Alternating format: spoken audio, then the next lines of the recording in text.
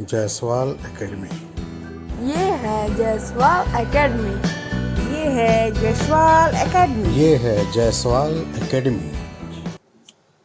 नमस्कार दोस्तों, कैसे हैं आप लोग। मैं एसबी जायसवाल आप सभी का बहुत बहुत स्वागत करता हूं अपने यूट्यूब चैनल पे। दोस्तों, आज जो टॉपिक है हमारा मैथ्स में वो परसेंटेज टॉपिक है और इसमें मैं कुछ इस टाइप के क्वेश्चन लेके आया हूँ जो अक्सर एग्जाम में पूछे ही जाते हैं और ये क्वेश्चन जो है काफ़ी ट्रिकी होते हैं। अब जैसे ये क्वेश्चन देखिए, लिखा हुआ है if a value is increased by 20% and then again increased by 25%, then the whole increment in that value will be क्या, व्हाट, मतलब ब्लैंक है वहाँ पर। ठीक है, यदि किसी मूल्य में 20% की वृद्धि हुई है और फिर उसके बाद 25% की वृद्धि हुई हो तो उस मूल्य में पूरी वृद्धि कितनी हुई होगी, कितने टोटल इंक्रीज हुए होंगे। ठीक है, इसके इस टाइप के क्वेश्चन में ये दो क्वेश्चन है। एक पहला क्वेश्चन पढ़ लिया हमने, दूसरा क्वेश्चन क्या लिखा है कि चीनी की कीमत में 20% की वृद्धि के कारण खपत 30% कम हो जाती है, तो बिक्री पर क्या होगा, बिक्री बढ़ेगा या कम होगा, ये बताना है। तो दोस्तों, इस टाइप के क्वेश्चन में जो भी आएगा आंसर, वो इसके ट्रिक क्या होते हैं वो मैं यहाँ पर लिख देता हूँ। ठीक है, ये नोट आप कर लीजिए। इस टाइप के ट्रिक को इस तरह से सॉल्व करेंगे, plus minus x plus minus y फिर plus minus x y upon 100। ठीक है, प्लस का मतलब अगर इंक्रीज हुआ है, बढ़ा है, वृद्धि हुई है तो प्लस का यूज करेंगे, अगर घटा है, कमी हुई है, डिक्रीज हुआ है तो माइनस का यूज करेंगे। ठीक है, और जो फाइनल वैल्यू अगर प्लस में आए इसका मतलब टोटल वैल्यू जो है वो बढ़ रहा है, और अगर फाइनल वैल्यू माइनस में आए तो फिर वो टोटल वैल्यू क्या हो रहा है, वो घट रहा है। ठीक है, तो इस फॉर्मूले से जो परसेंटेज वैल्यू निकाला जाता है, ये x जो है ये हमारा प्रतिशत ही है, y की वैल्यू भी प्रतिशत में ही रहेगी और इनकी वैल्यू भी जो प्रतिशत में है वो बटा 100 करके लिखा हुआ है। ठीक है, तो यहाँ पर बस हमें इसकी वैल्यू पुट करनी है। अब यहाँ पर देखिए 20% वृद्धि हुई है। ठीक है, तो आप 20 लिखेंगे, प्लस 20 लिखेंगे। ठीक है, फिर उसके बाद 25% की भी वृद्धि हुई है तो फिर आप क्या लिखेंगे, प्लस 25। फिर उसके बाद प्लस और माइनस जो है, यहाँ पर प्लस माइनस लिखा हुआ है तो ये x इंटू वाई है, यानी ये x हो गया हमारा और ये y हो गया, तो इन दोनों को मल्टीप्लाई करेंगे तो प्लस प्लस प्लस में ही आएगा मल्टीप्लाई, तो फिर 20 अपॉन 25 अपॉन 100।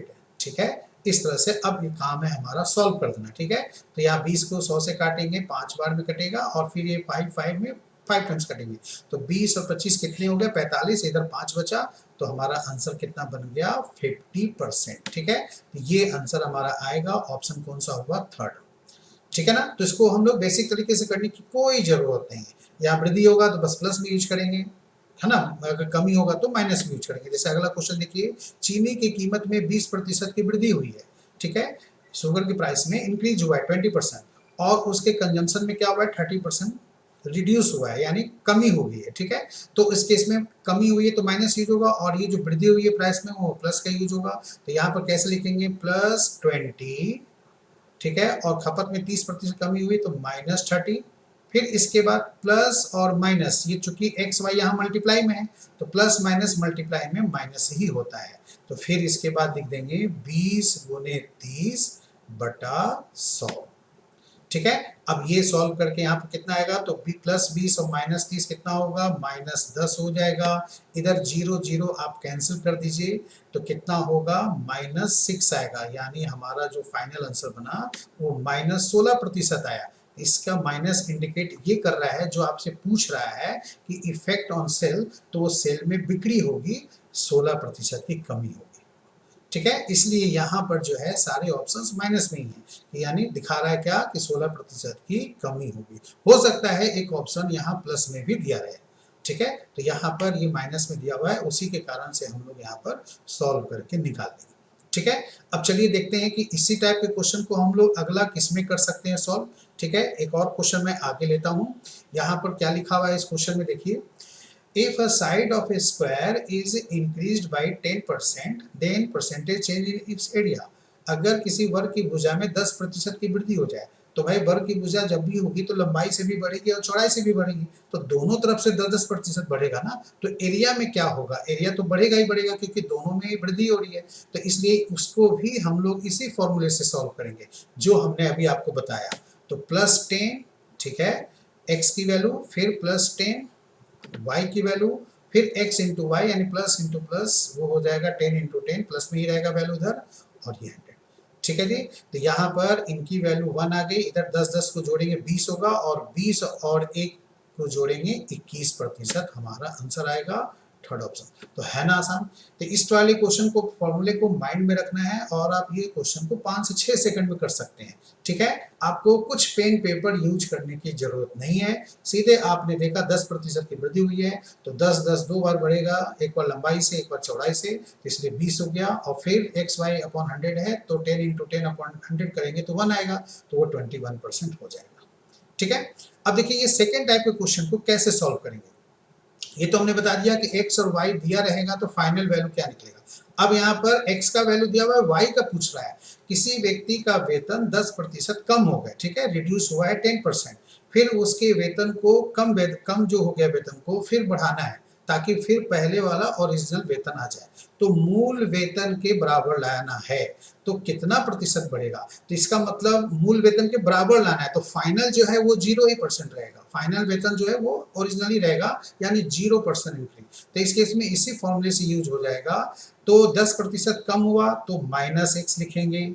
अब फिर हमें बढ़ाना भी है वेतन को ओरिजिनल लाने के लिए, तो फिर +y लिखना पड़ेगा, फिर माइनस प्लस कितना होता है, माइनस होता है। ठीक है, तो यहाँ पर फिर xy/100 ये ऐसे यहाँ पर लिखें। ठीक है, तो इस केस में क्या करेंगे, अब आप ये बराबर 0 भी लिखना है, क्योंकि इंक्रीज तो कुछ हो नहीं रहा है, 0% हो गया, यानी ओरिजिनल के वेतन के बराबर आ रहा है, तो -x की जगह यहाँ पर -10 वैल्यू होगी, +y हमें निकालनी है क्योंकि कितना इंक्रीज करना है ये तो हमें बताना है। ठीक है, तो फिर इधर कितना हो जाएगा, 10y/100 = 0। बस दोस्तों इसी को सॉल्व कर लीजिए आप। तो यहाँ पर कैसे करेंगे, तो देखिए आप -10 को 0 के पास लाएंगे तो 0 + 10 लिखेंगे यानी 10 होगा। इधर आपके पास क्या बच जाएगा, तो मैं यहाँ नीचे लिख दूं y -0.1y, यही लिखेंगे ना, ये 0 0 कैंसिल करने के बाद, और इधर हमारा इधर जो -10 इधर आकर के +10 में बदल जाएगा। अब इसके बाद ये 1y है, 0.1 है, तो इसका मतलब इन दोनों को घटाएंगे तो क्या आएगा, 0.9y। तो इसलिए y की वैल्यू जो होगी वो 10/0.9, यानी हम बोल सकते हैं 100/9। फिर इसको आगे सॉल्व करेंगे, 11/1/9% आंसर आ जाएगा। ठीक है, तो ये हमारा इस तरह से ट्रिक से फर्स्ट ऑप्शन इसके आंसर बन जाएंगे। ठीक है, बेसिक मेथड से भी आप दोस्तों इसको कर सकते हो बिना पेन पेपर को यूज किए हुए। वो क्या है बेसिक मेथड, देखिए पहले मान लिया वेतन उसका 100 रुपये था, ठीक है, अब 10% कम हो गया तो 90 रुपये हो गया। अब 90 को फिर से 100 बनाना है, तो फिर 90 में अब मेरे को 10 बढ़ानी पड़ेगी ना 100 बनाने के लिए। तो 90 में 10 बढ़ाया तो 100 में कितना बढ़ाएंगे, तो फिर 10/90 × 100। ठीक है, तो आया कितना, तो वही 100/9 आया, यानी 11.1/9%। ठीक है, ये भी आसान मेथड है। ये हमारा सेकंड मेथड है जो हमने सही कर लिया, और ये फर्स्ट मेथड था जो फॉर्मूले से था। ठीक है, तो जो हमने यहाँ पर यूज किया उसी के अकॉर्डिंग से। ठीक है, तो अब इसके आगे का और भी बहुत सारे क्वेश्चंस होते हैं, उसको मैं एक से एक ट्रिक उसमें होता है, एक से एक मेथड होता है, तो वो सब मैं आगे जाके बताऊंगा, वो मैं लाइव क्लास के थ्रू बताऊंगा। तो मेरा लाइव क्लास यूट्यूब पे शाम 7:30 बजे होगी। अब कब होगी ये डेट अभी डिसाइड नहीं है, लेकिन इसी हफ्ते हो जाएगी। आप इसको सब्सक्राइब कर लें और बेल आइकन को दबा लें, ऑन कर लें। ठीक है, ताकि जब वो लाइव का शेड्यूल आपको मिले तो आपको मैसेज आपको तुरंत मिल जाएगा। ठीक है, इससे आपको पता चल जाएगा कि परसेंटेज टॉपिक का लाइव क्लास यूट्यूब पे मेरी कब है, और वो सभी आपके लिए फ्री है, इसलिए आप इसको शेयर करें, दूसरे फ्रेंड ग्रुप को भी बताएं ताकि आपका रिवीजन हो जाए। ठीक है, तो एसएससी सीजीएल के मेंस के एग्जाम भी होने वाले हैं, और भी दूसरे एग्जाम जब भी होंगे वो सभी में इस टाइप के ट्रिक में काम आएगा। ठीक है, और फिर मेंस लेवल का जो क्वेश्चन होता है वो भी मैं एसएससी सीजीएल के लिए करवाऊंगा। ठीक है, तब तक आप देखते रहिए हमारा यूट्यूब पे लाइव सेशन। ठीक है, बहुत बहुत धन्यवाद। आप हमें इजाज़त दें, आपका दिन शुभ हो।